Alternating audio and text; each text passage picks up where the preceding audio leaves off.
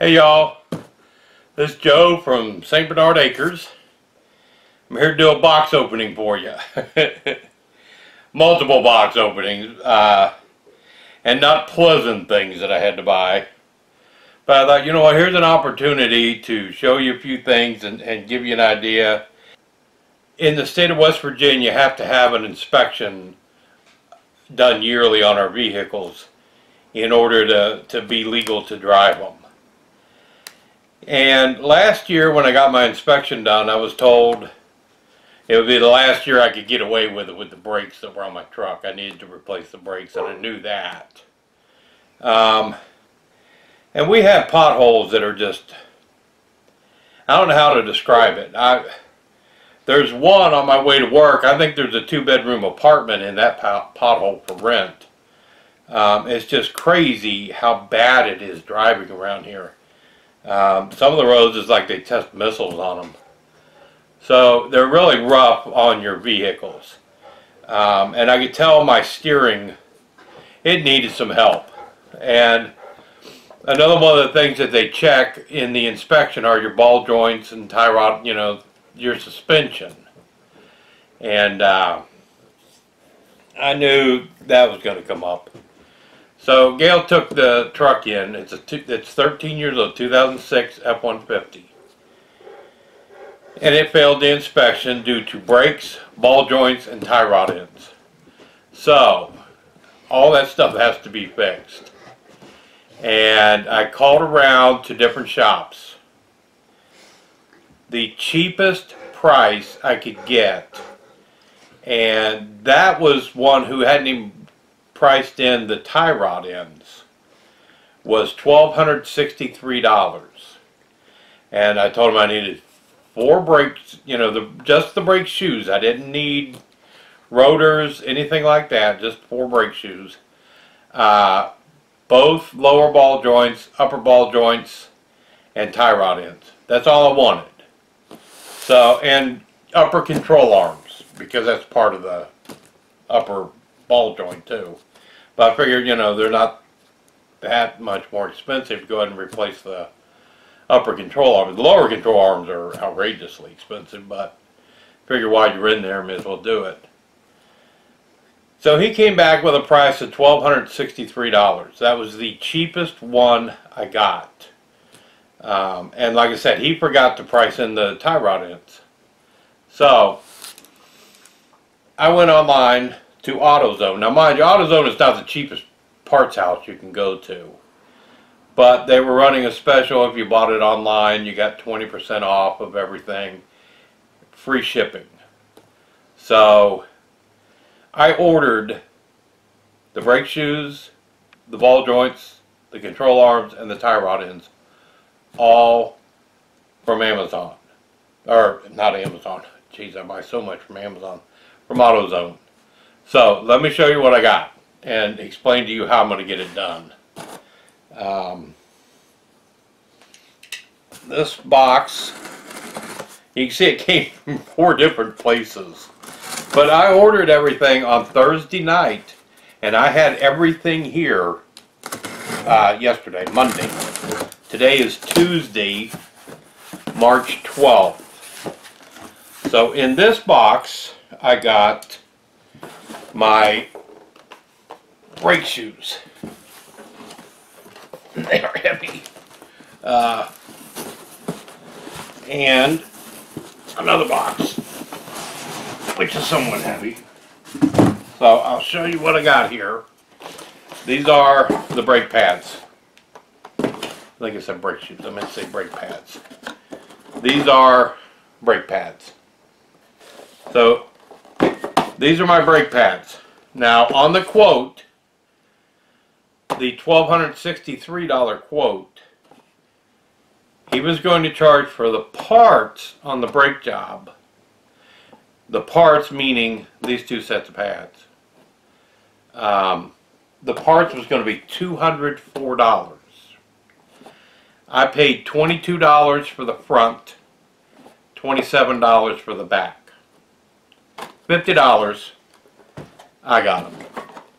He wanted $204 for them. He said 2 hours of labor, $147 to install them. So he was over $350 to put on 4 brake pads. And I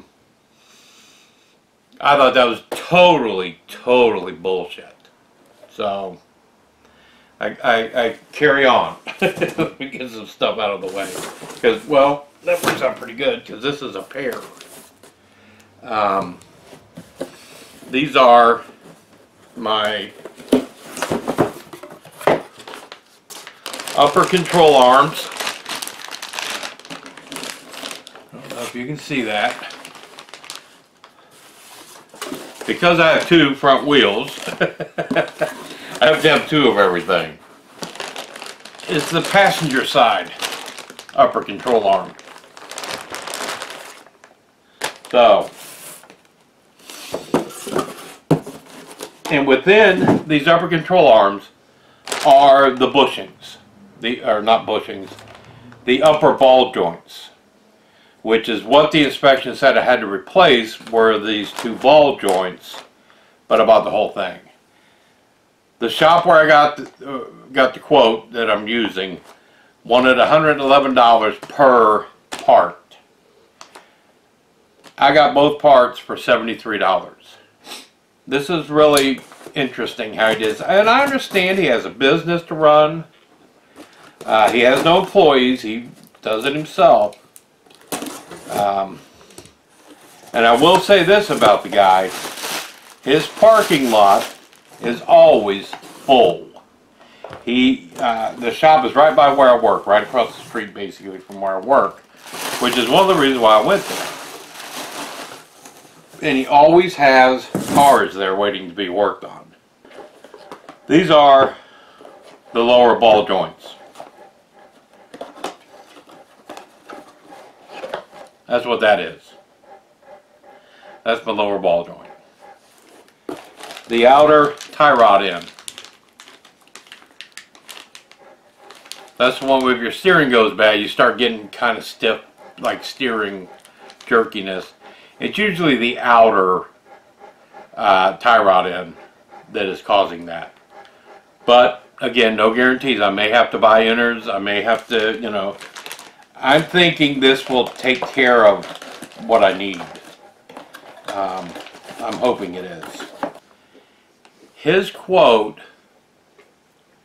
to change the upper and lower ball joints was 4.6 hours at $75 per hour. That's his hourly rate. It would be $4.50 or 4.6 hours to replace the upper ball joints and the lower ball joints, plus an extra 2 hours to replace the upper control arms. So another $150 to replace those. Well, when you're replacing this ball joint, this upper ball joint, you have this off. It's all one process. Pull these out, put these in, put these in. It's one process. Okay, 4.6 hours. Again, whatever, I'm not going to argue with that part of it. But why double hit me? Why another 2 hours? Are you going to take this apart, take the ball joints off of my old control arms, put new ball joints on the control arms, finish that up in 4.6 hours, then go back in there, take this out again, take these ball joints off, put them on the new control arms, and put them back in? An extra 2 hours that he thinks he needs. I did not get a price on the tie rod end, so I can't compare them to anything. So anyway, the point I'm trying to make, I spent $248 at AutoZone for all of the parts. I have a friend at work who is a mechanic. He does everybody's brakes. To do the front brakes, the last time he did the front brakes on the truck, just changing the brake pads, he charged 25 bucks. Because it took him maybe 15 minutes to do both sides. Now the shop wanted 2 hours. He said the whole package, he would do all of this for $200. It would take him a couple of hours, but it would not take the 8 hours that the shop quoted to do this. Now, and this, hopefully this will do everything. If I need other tie rod ends, the inner tie rod ends, I'll go get them. If I need sway bars, you know, I can run up to the local AutoZone and buy them if I have to. I'm hoping not. Because I paid $248 for these parts, Ed quoted me $200 to do the labor. I'm going to give Ed $250. But what I want to say is, that's how easily you can get ripped off at a shop if you don't know anything. And not so much getting ripped off, but that you're going to pay those kind of outrageous prices. Now, like I said, he was the cheapest one. Everybody else, I mean, they all charge like that. So it's not like he was personally trying to rip anybody off. But they have got us so dumb in mechanics that we figure that's what it's going to cost to do it. I would imagine where I took the car to get it inspected, I'm not going to say who it was, but I take it up there all the time to get the oil changed. And yes, I'm 62 years old. I know how to change oil, but I don't like to do it anymore. I will pay somebody to do it. This stuff I could do if I wanted to. I don't want to do it. I've reached the age now where I do want to pay somebody to do it. But I don't want to get, you know, taken to the cleaners to have it done.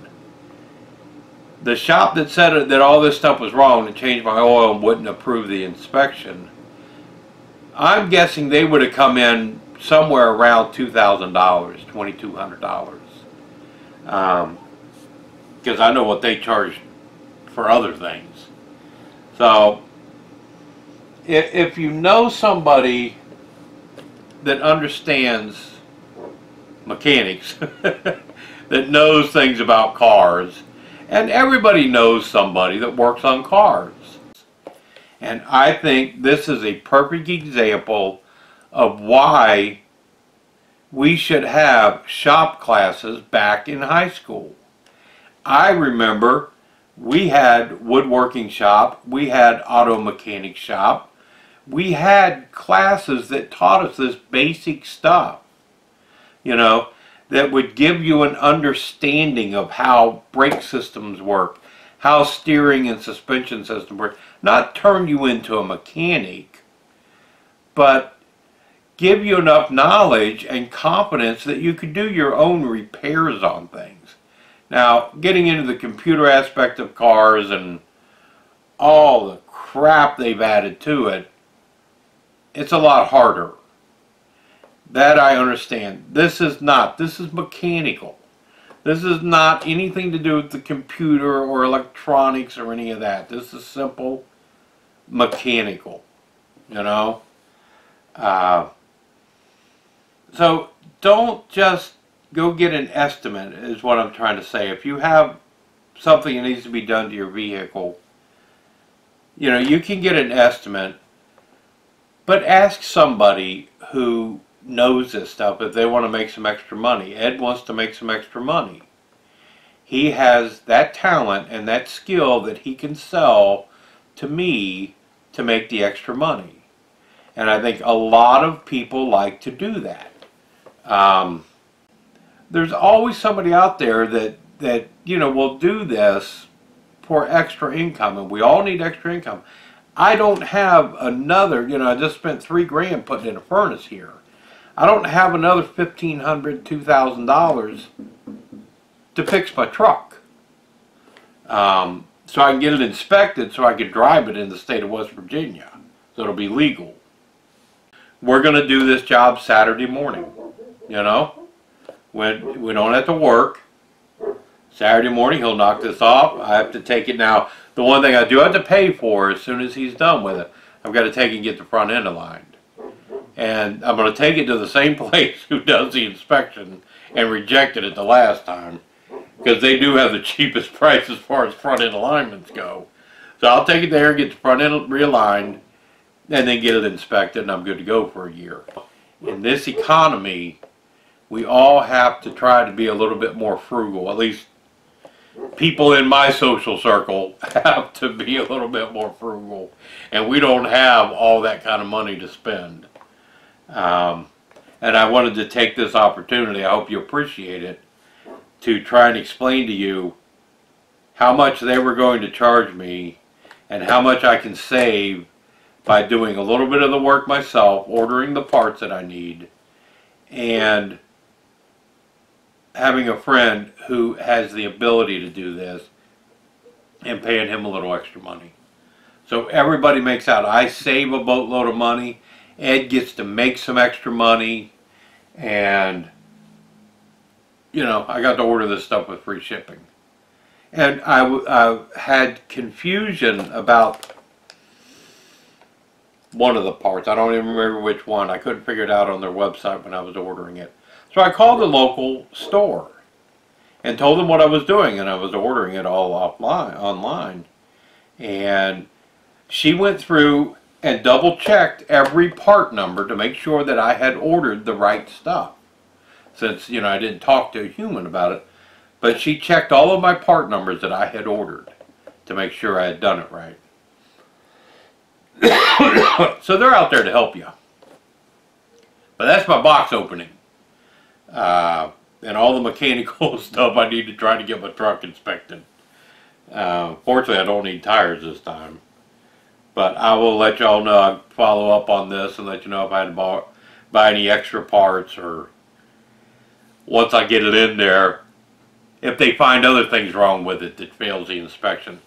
If you have a rust hole that's bigger than a dime anywhere on the vehicle, it fails. I got failed one time because I had a pinhole in the tailpipe. Not the muffler, not the headers, not the tailpipe after it left the muffler. And before it came out the back of the vehicle, there was a small pinhole that you had to reach up in the top of the thing to feel it, and then get a mirror to look to see that there was a hole in there. That was enough to fail it. You know, stupid. So it's just more bullcrap to collect money from people. That little pinhole at the end of my exhaust did not make my vehicle unsafe to operate. You know, the cab corners on pickup trucks and the, you know, the wheel wells behind the wheels, those always rust out. You know, I'm knock wood. I mean, I haven't got any rust yet on mine. But, you know, you get a little rust hole there. How does that make that vehicle unroadworthy? That's what this inspection is for. You know, the roadworthiness of your vehicle. And they will fail you because you got a little hole there, and you have to pay. Generally, it's the shop where they failed it. You know, you'll say, oh, well, okay, go ahead and fix it. That's the game they want to play. I know these people who failed it last week wanted Gail, when she took that truck up there, wanted Gail to say, oh, okay, go ahead and fix what has to be fixed. Here's $2,000, you know, but at least we got an inspection sticker on it. Don't automatically do that. You know, get the quote, ask around. Sometimes you have to go with it. Sometimes you don't have a choice. But most of the time, you don't have to do it. You know, I needed, on a Dodge Caravan I had, the transmission went out. Everybody, all those Dodge Caravans, those Grand Caravans, they're famous for transmissions going out. They're famous for it. You know, everybody has to replace the transmission in their Dodge Caravans. So we had a Dodge Caravan, transmission quit working. I called 3 different shops. They wanted $1,800 was the cheapest I could get the transmission replaced with a used transmission. So I'm like, damn, you know. And this was a long time ago. The internet was kind of new. There wasn't a Google. There wasn't any of this kind of stuff. But there were these things called news groups. And there was a Dodge forum. And Gail went on that Dodge forum. And you couldn't like talk to people. You could post messages and then read messages. So Gail posted a message, the symptoms of the van. A couple hours later, somebody posted a reply to that and said it was the speed control sensor that was not sending the signal to the transmission to change gears when it reached a certain speed. He said replace that sensor and it'll work. So I found the sensor. The socket cost more than the sensor itself, the socket to replace it. I replaced that sensor. The sensor cost $8 back then. We drove that van for 6 years after that and never had a transmission problem.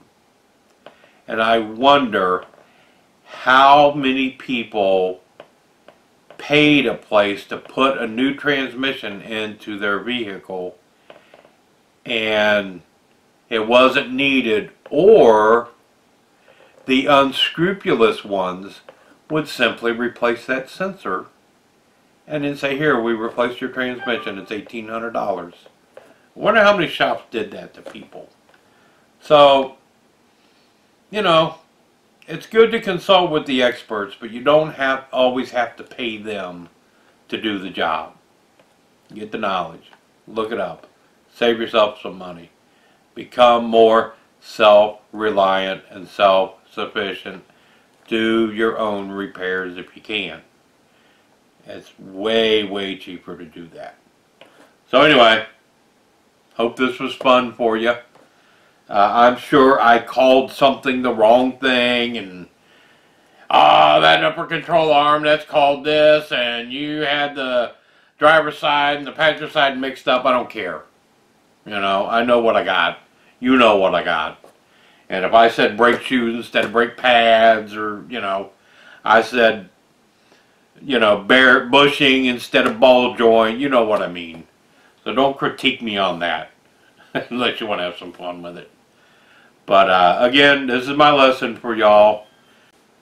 This video could be titled, How to Save $1,000 Fixing Your Truck. But I'm not going to do that because I'm not fixing it. I am saving $1,000 by knowing how to fix it and knowing an alternative way to fix it. Always look for the alternative. Check and see if there's another way of doing something. And you will always come out ahead if you do that. So I hope y'all like this. I hope it wasn't too boring. Please like this video, share it, let other people know about this. Share it, subscribe if you're not, you know, all those kind of things. And I'm going to go to work now. So this is Joe, St. Bernard Acres. Thank you very much for watching. Thank you for being a part of this channel. I'm out.